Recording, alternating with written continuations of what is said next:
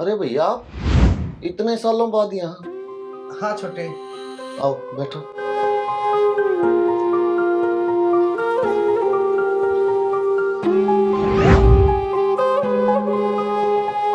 Mummy, हाँ बेटा। वो अंकल कौन है? बेटा ये तुम्हारे ताऊ जी हैं। ताऊ जी? इनके बारे में तो मैंने कभी सुना ही नहीं। मैं मदद मांगने आया था। दरअसल मेरी बेटी की शादी तय हो गई है। इस साल मेरी पूरी फसल बर्बाद हो गई। बारिश भी समय पे नहीं हुई और बची कुची फसल को बीमारी ने खराब कर दिया। कर्ज लेकर खेती की थी, अब ब्याज इतना हो गया है कि चुकाना मुश्किल हो गया है। साहूकार हर तीसरे दिन घर का दरवाजा खटखटाता है। भैया, हम सालों से अलग रह रहे हैं, वो हमेशा आपकी मदद कैसे कर सकते हैं? देखो हमारे रास्ते अलग हो चुके हैं, हमें गलत मत समझिए।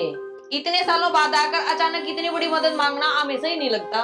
मैं मानता हूँ कि मैंने रिश्तों में दूरियां बना ली थी, लेकिन मेरा यकीन मानो, यह कदम मैंने बहुत मजबूरी में उठाया है। जब हमें आपकी जरूरत थी तब तो आपने कोई रिश्ता नहीं रखा, अब आपको जरूरत पड़ी तो हम याद आ गए।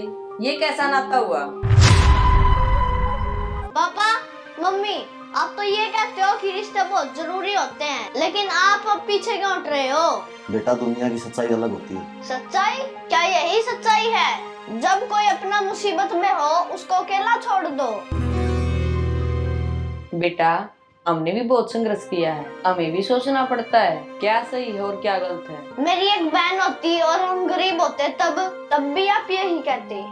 ताऊ जी, क्या आप भी यही करते अगर मेरे पापा आपसे मदद मांगने आते?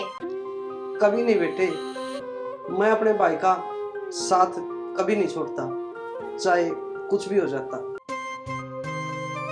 शायद हम गलत सोच रहे थे, रिश्ते पैसों से नहीं तो ले जाते।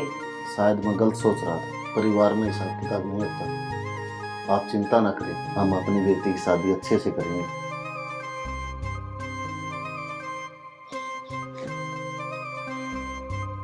जेठ जी, आप मुझे माफ कीजिए, मैंने जरूरत से ज्यादा कड़वाहट दिखा दी, लेकिन अब सोचती हूँ कि रिश्ते पैसों से नहीं चलते।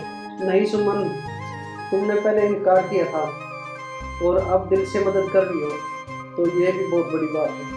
जेठ जी, कभी कभी समझने में देर लगती है, लेकिन परिवार से बढ़कर कुछ नहीं होता। मम्मी, अब बातें ही करती रहोगी या ताऊ जी को चाय भी पिलाओगी? क्यों नहीं बेटा, अभी बनाती हूँ।